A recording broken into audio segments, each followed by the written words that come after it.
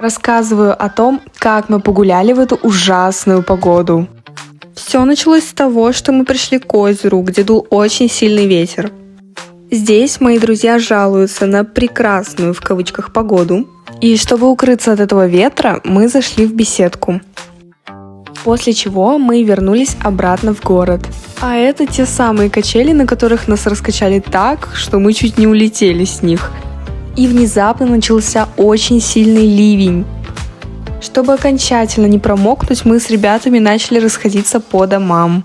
Ну и, собственно, на этом история заканчивается. Всем спасибо за просмотр, всем пока!